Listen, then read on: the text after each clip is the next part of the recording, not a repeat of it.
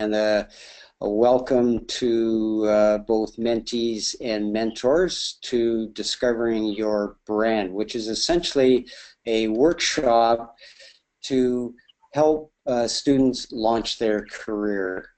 So right now, as students and recent graduates, really I consider you being in sort of pre-launch mode, which is essentially sitting in an academic cocoon, going through the academic process where we gain knowledge and skills and training, and at some point we are set to graduate, or perhaps we've recently graduated.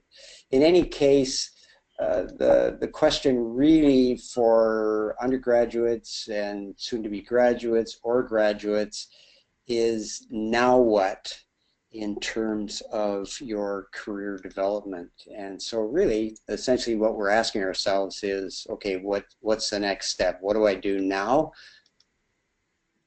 So that first step is kind of like walking off a cliff. As we move towards a direction or a career path. And so what I've noticed is that there is this incredible gap between learning, where most of you are now, and what we'll call earning. So what I'm trying to do in this workshop is, I guess, bridge that gap by providing students, mentees, and mentors with a set of practical skills to help our students launch their careers. So, okay, we're going to launch our careers. So the first step is to separate ourselves out from the crowd. So you can see this big pack of graduates, you're in there somewhere. So what we want to do in this exercise is learn how to stand out. That's essentially the first step. So, you know, when we look at graduates, we as prospective employers, you've all gone through a learning process, so you all pretty much have the same education, training, and perhaps some have got a little more experience than others, but overall kind of all in the same boat. Another way of looking at it is looking at these cows. When you look at a group of cows like this, there really isn't any cow that stands out.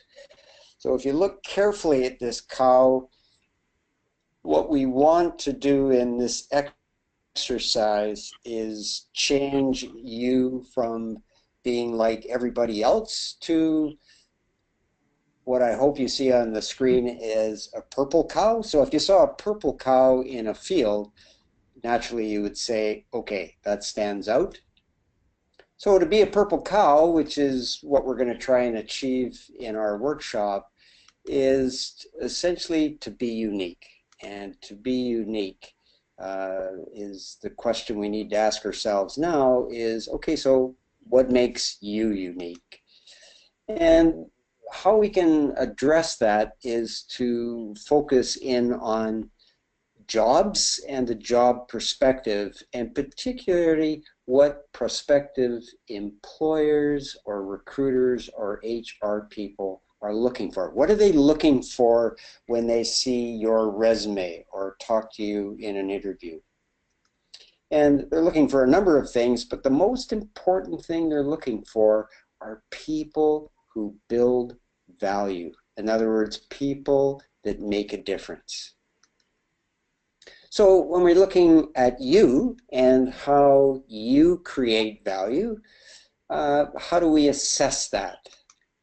So naturally, we look at work experience when we look at your resume, but for a lot of us, particularly ones who have just graduated and have not got a lot of field experience, you might have some work experience through a co-op program or some work that you did during the summer season with an employer, but really not a lot of work experience. And what's kind of interesting is we're losing a lot of our skill and knowledge to retirement. So prospective employers and recruiters are not relying so much on work experience. Yes, they look at work experience, but they're looking at growth potential. So in other words, they're looking at new graduates and what is their potential to make a difference and build value in our organization. So the question is, what about you? How do we assess your growth potential? So the way we do that is we look at potential value, right? So you don't have a lot of experience. We can't assess you in the workspace. So how do we see you as somebody who has the potential to be a difference maker in a company? Well, what recruiters use and prospective employers is they have a set of what they term value indicators. And there's a number of value indicators, but there's 4 key ones. And this is really, really important for you to understand that this is what they are looking for. They're looking for people with passion, a strong work ethic, persistence, in other words, the kind of employee that's not going to give up when they're faced with challenges, and people who love to learn. They're always wanting to improve themselves or improve projects. So these are the key value indicators. So anybody that's looking at this probably are thinking, well, I've got these, I'm pretty sure, and I'm sure you do. It's now a question, well, how do we show that we have these? So, okay, if you say you've got these, what does that look like? Well, you don't have a lot of work experience, we need to use other filters. So if you do have a little bit of work experience, fine, we can look at that, and do we see passion and work ethic and persistence and always learning? Might surprise you that what recruiters now use as their primary filter when they look at LinkedIn profiles, which by the way is really the only medium that they use now. Resumes are way too random. So LinkedIn profiles are nicely organized, and so they go right to the volunteer section. So why volunteering? Before a prospective employee starts with an organization, we already have a sense of their commitment, and they're doing it on their own.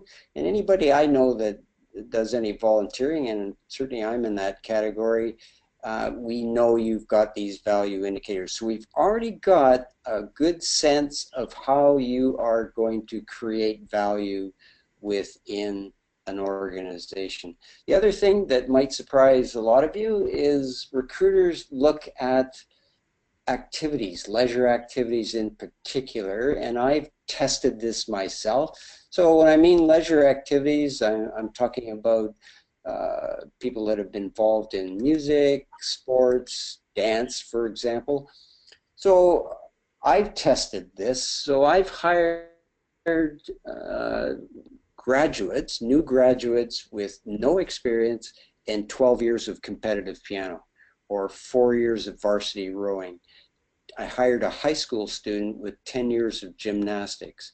And I hired a geology graduate to do surficial mapping who had 10 years of ballet. Okay, so what is it about that? All of the ones that I hired all went on to have successful careers. Why? They had those value indicators, and if you've been involved in music, sports, or dance, then you know that you come to those activities with these value indicators. So this is why recruiters have a lot of success in assessing somebody's potential value, simply looking at volunteering and leisure activities. So the message I'm giving you now is, on your LinkedIn profile, you want to make sure you have your volunteering activities listed as well as leisure activities. Okay, so now we're saying that leisure, or at least leisure activities and volunteer work tells us that this gives us an insight into your value indicators and essentially tells us that you've got the potential to build value. So we can use work experience, volunteering, and activities. So, okay, how do we put this together? So yeah, okay, so you've got these, but how do we wrap it up nicely? Well, traditionally, we put it into a resume, and that's okay. The challenge that we've got as students who submit resumes is that on average, a recruiter will spend no more than 6 seconds. I mean, they're looking at 150 applicants for a position. They don't have a lot of time. So if they can't see how you have this potential to create value, they're on to the next. Okay, so that's all right. Let's look at how can we be more effective in showing people that we have the potential to create value and make a difference. So in other words, how do we show that we have this potential value? The way we do it is by creating a personal brand. And really that's the underpinnings of this workshop, is we're going to work on creating a personal brand. So the question is, what is a personal brand? Well, one good definition is that it's essentially who you are, what you do, how you do it in a way that creates value. So who you are, what you do, how you do it in a way that creates value. So in other words, we're talking about your uniqueness. We're talking about your value indicators in the context of creating value. So when you wrap those two together, you end up with your personal brand. Okay, so how do we how do we market our personal brand? Well, the most effective way is to create a brand statement. And we're going to be doing that in our exercise today. So, brand statement. Purple Cow brand statement identifies you as distinct from others. So that's what we've been talking about here, is separating you out from the crowd, getting you to stand out. And the way we're going to do this is with a brand statement. So a brand statement, an effective brand statement, is one that gets around the 6-second rule that I've alluded to earlier. So when you're in a conversation with somebody at a networking event, unfortunately, the average attention span of your listener is about 6 seconds. So if you're trying to get a message across to somebody about how great you are and how you would be an ideal employee, you need to be effective in how you do that, and the brand statement is how we're going to do that. So the hallmarks to an effective brand statement are that the statement is engaging, it engages your audience, it piques interest. People are suddenly interested in you, it invokes curiosity, and we can do this in the length of an out-breath. In other words, about 10 words. So an effective brand statement is a very short statement. Some people call it an elevator pitch. It's 10 words or less. So the purpose of the brand statement: show your uniqueness in a way that you create value. Here's the most important part about the brand statement, is when you say your brand statement to somebody, it naturally attracts the right people, the right organizations to your brand. So you end up filtering who you actually want to work for. You want to work for people that like how you create value. Most importantly, when you do networking and you're talking to people and you're presenting you're marketing your brand, you want to get on people's radar screens. You want somebody walking away from a conversation with you and saying, okay, you know what, that was impressive. We might not have a job opening now, but definitely when something comes up, we want to have you at the top of the list. That's the whole idea here, is getting on people's radar screens and getting to the top of the list. So when a job opportunity does arise, who are they going to think of? You. So that's the idea behind this. So, okay, how are we going to create this brand statement for you? Well, the way we do this is we need to take inventory. So we're going to use two oculars to take inventory. We're going to look at how you see yourself, which we don't do that often. And we're also going to look at how others see us. In other words, the feedback that you've gotten from people, whether it be in a volunteering experience, a work experience, or in a leisure activity. So how you see yourself, how others see you, that combination is what your personal brand is all about. Essentially, the brand statement says, this is me and how I create value. Okay, so we're talking about taking inventory, and we're using the two oculars, how we see ourselves and how others see us. So we're going to look at skills, strengths, values, passions, and goals. So when we put all these together, it's in the context of creating value, and we're looking at how you have created value, whether it be in a work experience or volunteering or a leisure activity, how you do right now create value, and how you intend to. So you can imagine yourself down the road, how would you be creating value? And again, we're going to be using, as we go through this inventory process, we're going to be using these contexts to take inventory. So we're going to start with skills, and we're talking not about hard skills. We're not talking about geoscience skills like, okay, you know how to map or you know how to core log.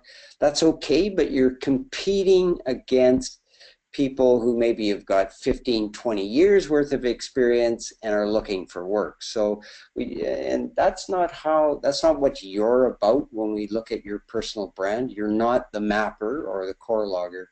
So soft skills are going to be a little different. So a skill, particularly a soft skill, is something that you learn.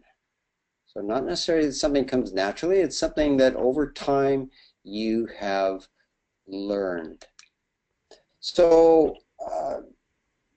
the AIG, I think, sent out these brand worksheets for you to use to write things down. If you don't have one, that's not a problem. Just use a blank piece of paper and a pen, and we're going to get you to focus first on taking inventory with soft skills. So we're going to look at your top 3 soft skills.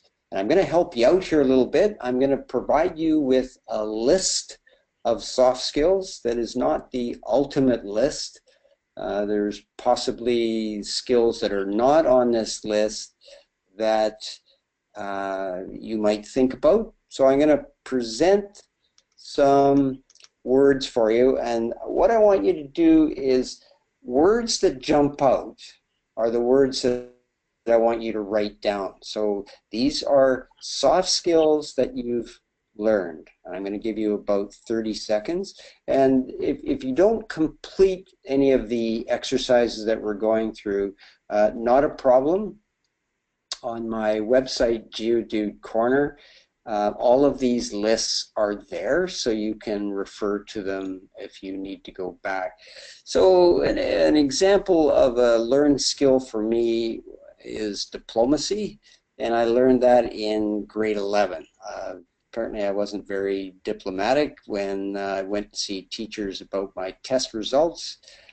And so my grade 11 teacher taught me about diplomacy. He said, you know, if you wanted me to look at your test results, you needed to be more diplomatic. So that kind of thing.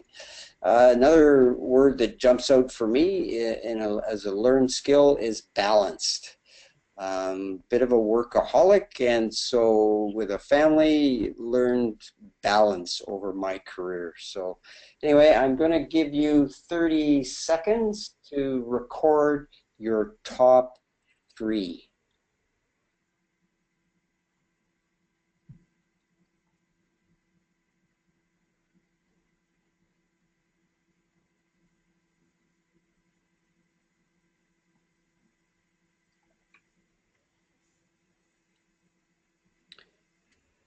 And again, if you're not able to complete any of these exercises, not a problem. You can definitely go onto Geodude Corner website and find the list of words, and you can still complete the exercise. So when you've got the top three, what I'd like you to do is put a circle around the one that is most significant. Okay, we're going to move on to strengths. So a strength is like a skill, but it's something that comes naturally to you. So again, on the Branchsheet worksheet, it's the B section. Otherwise, use your paper and just mark down strengths, and let's look at the top three strengths. So once again, these are sort of skills that come naturally to you. So it turns out it's the same group of words. And again, there might be words that are not on this list that would apply to you, and that's fine. So something that comes naturally to me is work ethic. I think I've been that way ever since grade 3. Always worked hard.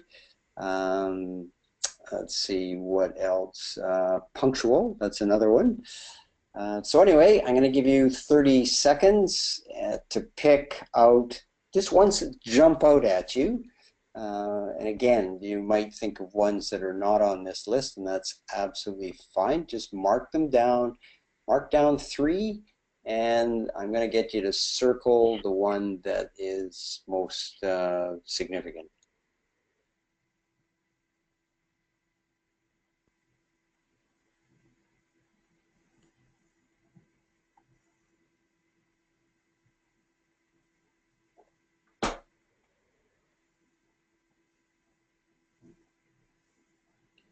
There's quite a few words that actually apply to me, certainly, and perhaps others. So sometimes it's a little difficult to narrow it down to 3, but we're just want those ones that sort of pop out at you.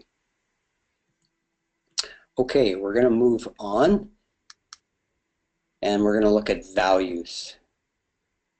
So values are principles of what is important to you, and another way of looking at it is things that you're not willing to compromise on.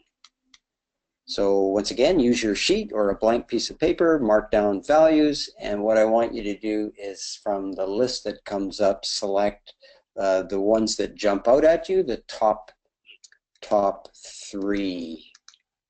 So certainly lots jump out for me. Integrity is huge with me. That's a real big one. Work ethic certainly is. Accuracy. I've got an engineering background, so that's pretty important. Anyway, I'm going to give you 30 seconds, and again, there might be words that are not on this list, absolutely fine. And you know, after we're finished the workshop, you might revisit this and find some new words that are more applicable to you and your values. What you're seeing here is just a guide, just to sort of get you started.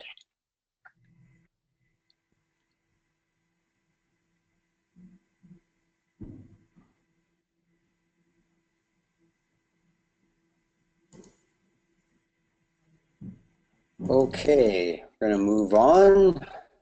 So passion. So a passion is a strong feeling of excitement about something. So passion to me is a combination. So we need to look at what you've done in the volunteer space or an activity or something you've done in the work experience that you really enjoy doing.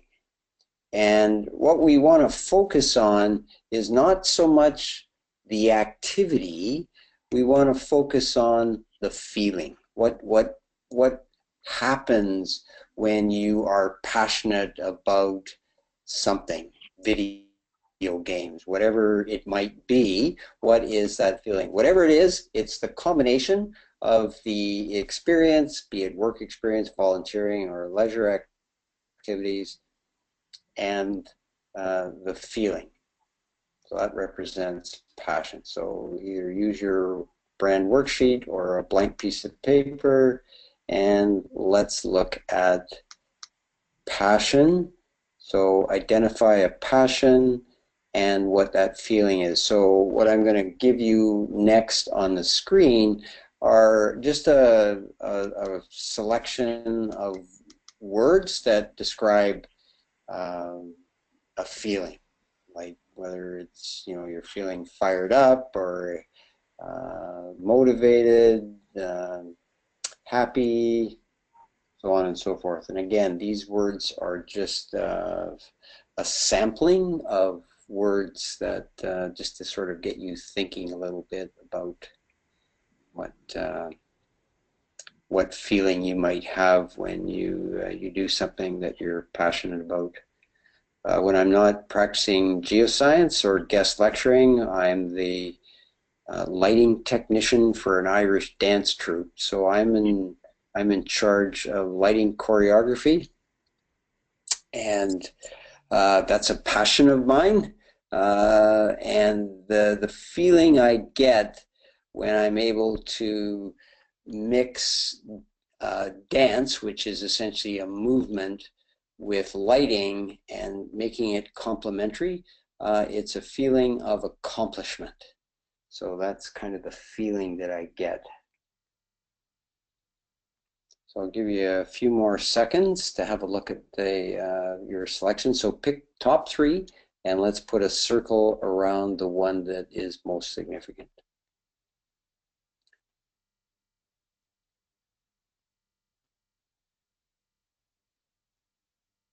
Okay, we're going to move on. And finally, is our last piece in the inventory process, is we're going to look at goals. So a goal is an ambition or desired result. And usually we have short-term goals and long-term goals. You know, a short-term goal, if you're an undergraduate, is completing your university experience, or if you're a graduate, it's maybe getting that first job, or maybe if you have a job, you're wanting to expand your experience, getting into mineral exploration rather than working for the Geological Survey, whatever the case may be. Those are short-term goals. Long-term goal is looking 5 years out, and sometimes this is a difficult thing to imagine. And so it doesn't necessarily have to, because it's hard to imagine where we're going to be in 5 years, and that's not the point of the exercise. It's more a focus on what would you be doing 5 years from now to create value. So that could be in a volunteer experience. It could be in a work experience. It doesn't have to be specific, but I want you to just take a short sentence and say, yeah, what would you be doing in 5 years to create value? So I'm just going to give you 30 seconds on this, and you can complete this exercise as homework if you haven't completed it. What would you be doing in 5 years? So 5 years from now, for me, a goal is to be doing a TEDx, to be speaking at a university as a TED Talk. Coming pretty close with that, but that's kind of what I'm aiming at with my guest lecturing.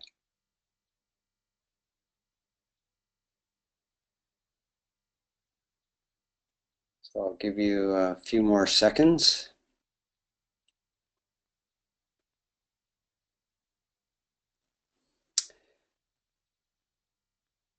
It's not an easy process to go through because we generally don't take inventory of our skills and values and strengths, passions and goals. But it's really the most effective way of discovering and developing our personal brand. So every effective brand statement begins with an action word. And the importance of that is it implies that you're going to do it, or you have done it, or you intend to do it.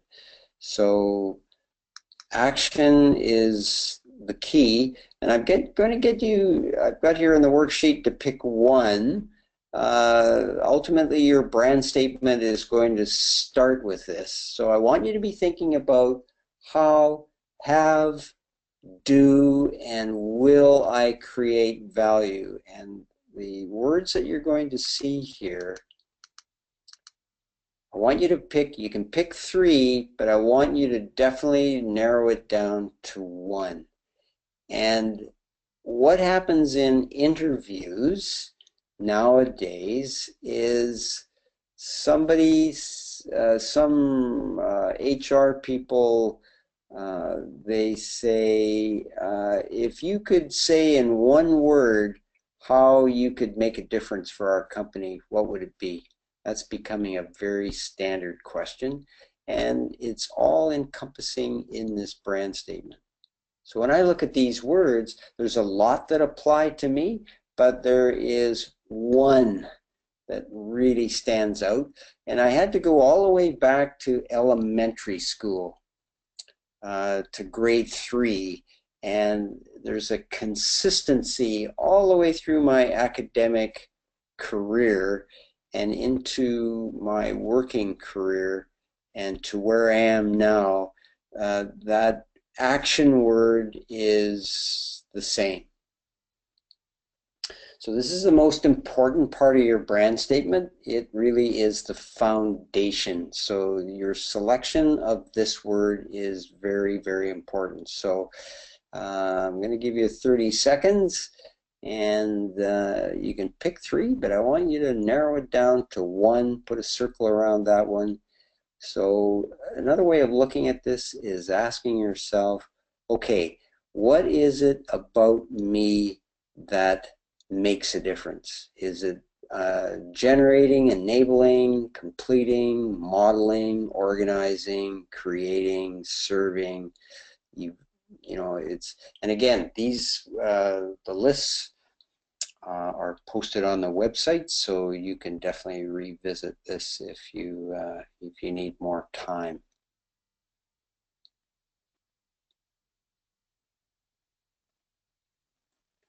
This is probably the most difficult part of the exercise, is defining yourself in 1 word in the context of building value or making a difference. And I seriously went all the way back to elementary school to start looking at how I have made a difference and how I now do and how I intend to. Okay, we're gonna move on. So we've got an action word, hopefully, or if you're still working on it, that's okay. At some point, you're gonna have an action word. We've now created a group of words around skills, strengths, goals, passions, and values. And they're all in the context of building value. So really, put those together and you have a brand statement. Keeping in mind it's got to be about 10 words or less. So I'm going to show you some examples that are posted on my website, and there's other ones as well. And I work with not only geoscience students, but medical students, law students, hotel management students. So it really is not about you and what you do in your career. It's more about what you do to create value. So here's a third-year geology student at Cornell University. So Hannah's action word is making.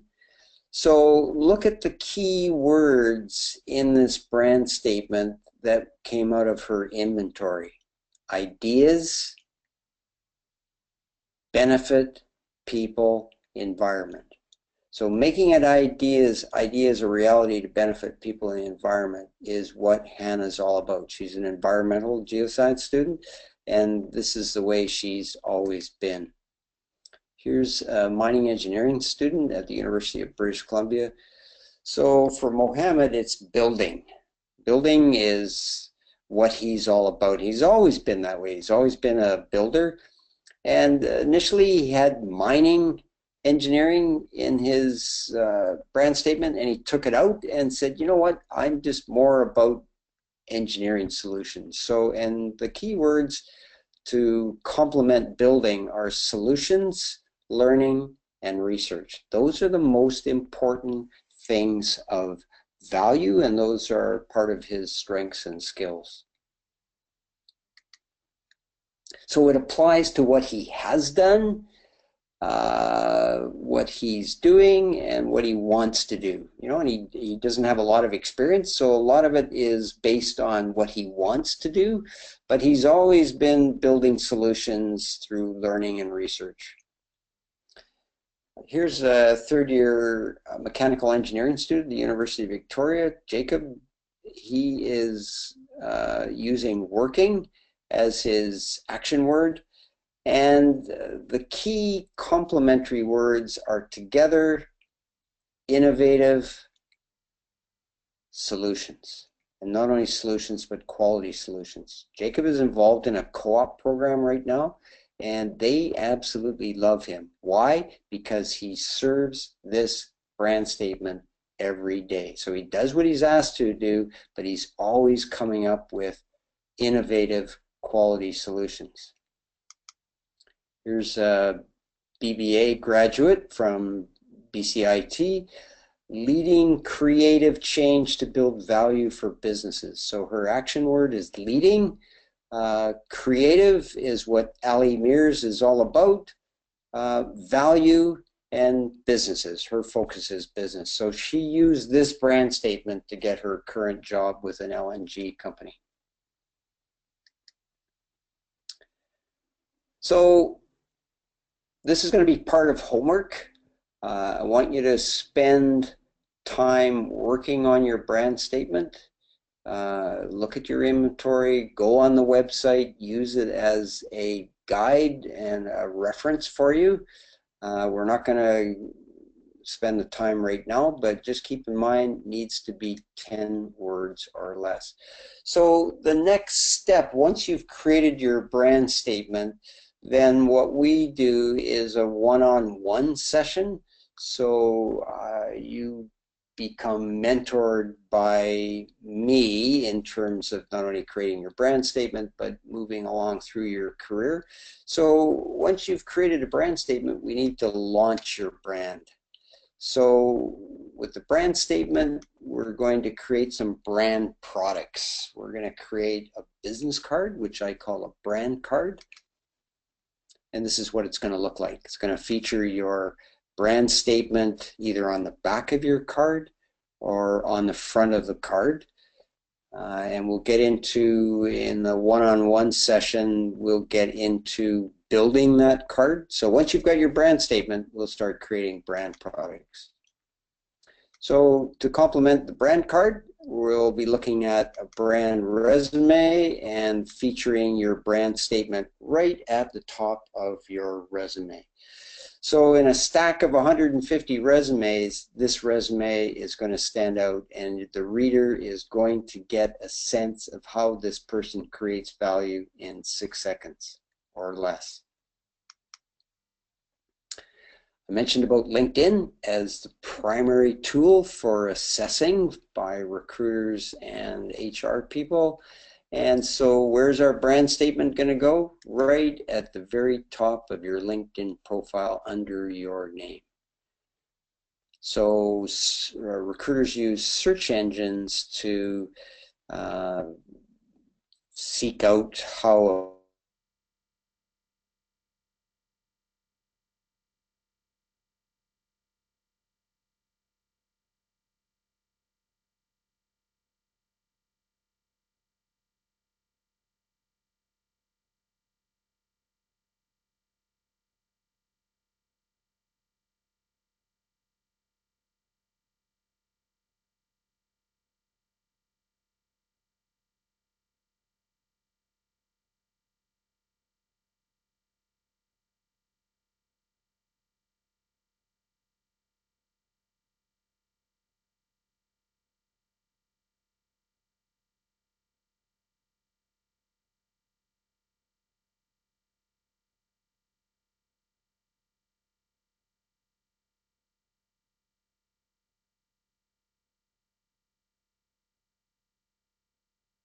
learning how to employ your brand statement with the questions that you've been that are directed your way in the interview.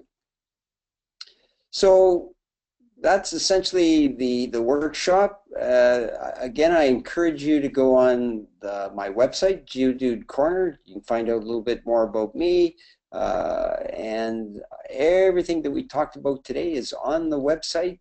The lists are there.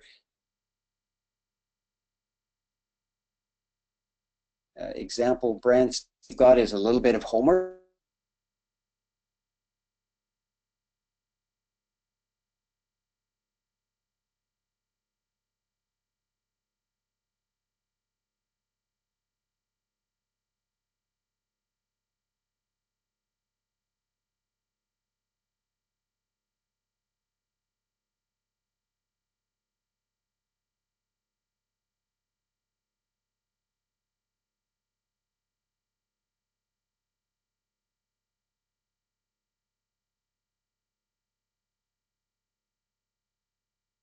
So you can send me an email. It's pmcandless, MCANDLESS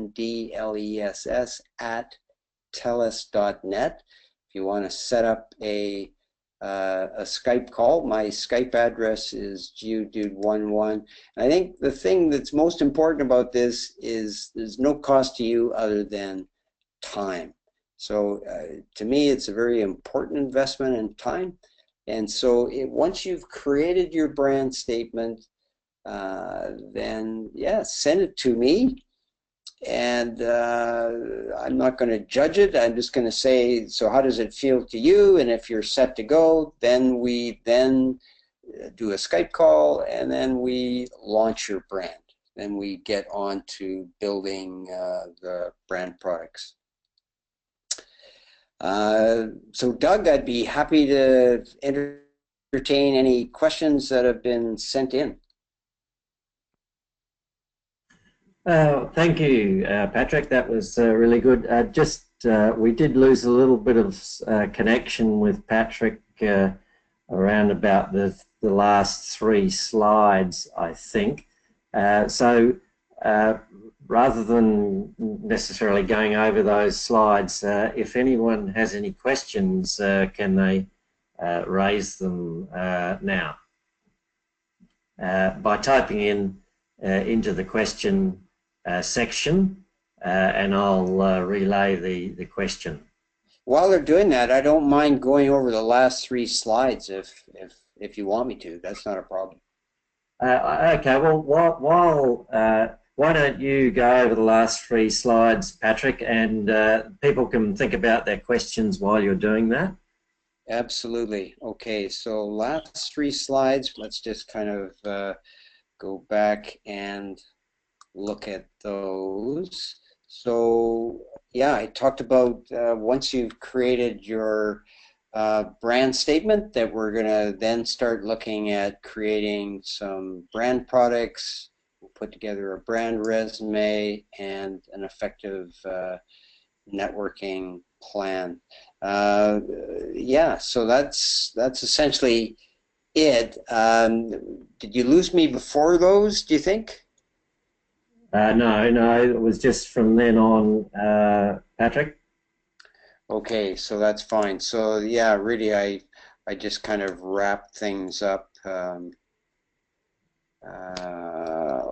What did I do next? I think I just talked a little bit about whether you're at a conference or an interview. Once you've got your brand statement, what I'll do on a one-on-one session is give the students the tools that they need to be effective in essentially marketing themselves. Yeah, so there's the website, geodudecorner.com, and pmccandless at telus.net, and there is the Geodude11 Skype address. So it's pretty easy to do. I do this all around the world. Do 3 or 4 Skype calls a day, so it's not a big deal. And I essentially take you through the second workshop, which is launching your brand. So that's a fantastic offer from Patrick to review your brand as you put it together. I think anyone who's a young graduate should take that offer up, because it's a great idea, and Patrick's got a lot of experience in looking at these things. Absolutely. Now, and Doug, the other thing I can do is just look at people's resumes. That is all part of the one-on-one session. Is I get people to send me their resumes as well, and we have a look at those, and then we start incorporating a new look for a resume that will make it stand out. Okay, good. Look, there's a couple of questions come in. So the first one is from Grant Osborne. And he asked the question, why is LinkedIn the most important social media? Patrick? Okay, so Brad, thanks for that question. That's an outstanding question. LinkedIn is the professional social media platform, and the primary reason it's so successful is it's an outstanding networking tool. So you get a chance to, if you are invited into somebody's LinkedIn, that immediately gives you access to their network. So I encourage everybody to connect with me on LinkedIn, because that connects you with about 5,000 people in the natural resource sector. And so it allows me to introduce you to people and so on and so forth. And LinkedIn is nicely organized into sections. There's a summary section, there's a work experience section, there's a volunteer section, there's an interest, an education section. It just makes it easier to assess somebody's potential, or to get an idea of what the person's all about. I use LinkedIn all the time. I don't even look at resumes. And again, resumes are okay, but everybody's resume is a little different, and there's so many different opinions on how to put a resume together, whereas LinkedIn is just organized in sections, so it's a lot easier to use. So it's become very popular and very useful, not only for recruiters and prospective employers, but for people building their network. The other thing I like about LinkedIn is it gives you an idea of associations that you can follow. So for example, you can follow the AIG, LinkedIn.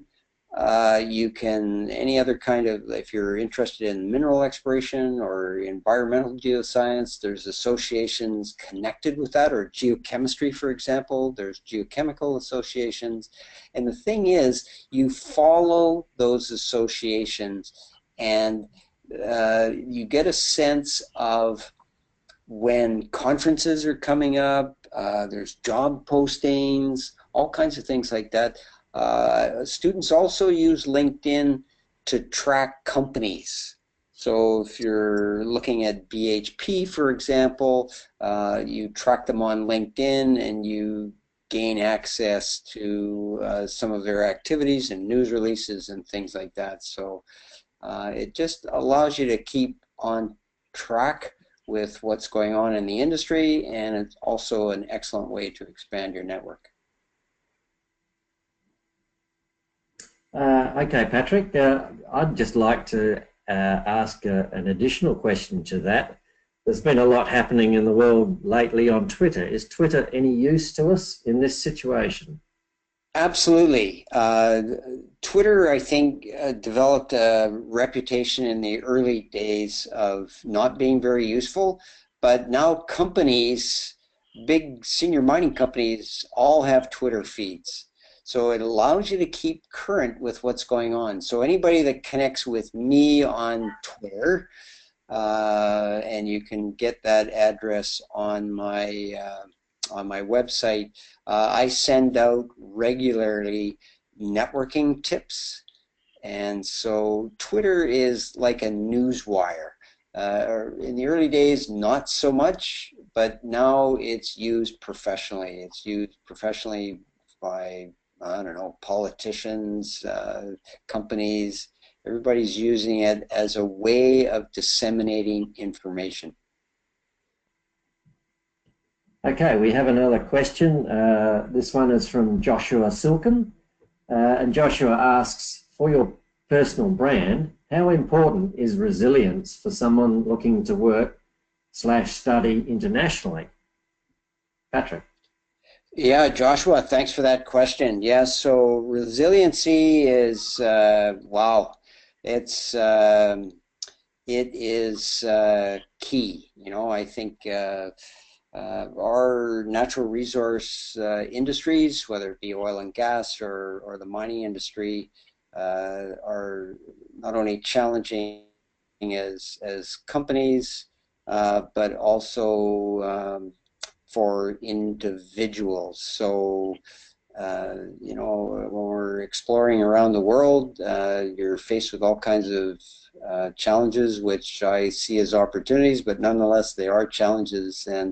And yeah, so I think, you know, to face these challenges, I think you have to be very resilient, and working internationally, particularly. I know I worked in West Africa, and the countries that I was working in were under the Napoleonic code, and they just had a different way of doing business, and you know, it required me to work with a lot of challenges to get some very simple things done. So yeah, so the more resiliency you have, I think the better. If somebody had that in their brand statement, I would be paying attention to that, because that tells me something about you and your persistence and ability to face challenges and not give up. Thanks, Patrick. There is another question. This one is from Danielle Schmand, and she says, thank you so much for the talk. Could you please provide tips on how to use the network on LinkedIn? Lots of connections, but how do you make these meaningful? Patrick? Yes, Danielle, thanks so much for that. Absolutely right. I mean, there's so many people that ask to connect on LinkedIn and so on and so forth, and I think the most effective way is when you connect with somebody on LinkedIn, you create a dialogue with them, and then you seek permission to connect with others. That's usually the sort of protocol or polite way of doing it. So let's say, for example, you connect with me, and you say, you know, I've got an interest in geochemistry. Then You might see other people that are in my network that are connected to me and that are involved in geochemistry, and I would then do an intro for you. So then it doesn't become random. Yeah, because it's great to have all these connections, but if you're asking to connect with somebody and they don't know who you are, chances are they're not going to connect. So a good place to start is with me. And then once I find out more about you and your interests, then we start connecting you with people that have got similar geoscience interests and have the experience that will enable you to gain some insight in their career. So I do that quite often through LinkedIn. So I help connect people through LinkedIn. Thank you, Patrick. That's the end of the questions for the moment.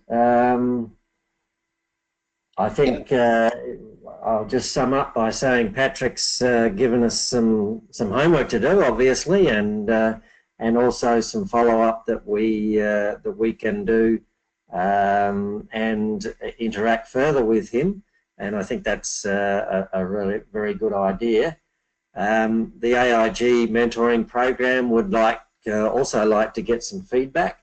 So if you've got any suggestions or feedback on this webinar, you could send it through to the mentoring program emails. Yeah, I'd love to hear some feedback, because we're always trying to make sure we connect. And for anyone who's listening who's a mentor, I would welcome a Skype call as well to talk a little bit about that. I've done mentoring with several organizations, professional organizations involved in, like I do the business schools and a number of geoscience or professional organizations, and each of them have got their own little ways of helping mentors out, and I'd be certainly happy to share some of that. Okay, so we might tie it up there. Thank you very much, Patrick, for your input today. It's been an excellent presentation. We are recording the program, so we will put it up on the AIG website in due course. And I believe we're talking with Patrick about running a similar session a little bit later in the year. So if anybody wants to pass on the information about this session to their friends, we can run another session probably in late October or early November. Absolutely. So thanks very much for everyone joining the webinar today, and we'll catch you later. Great. Thank you, Doug, and thanks everybody for joining me. Okay. Bye now.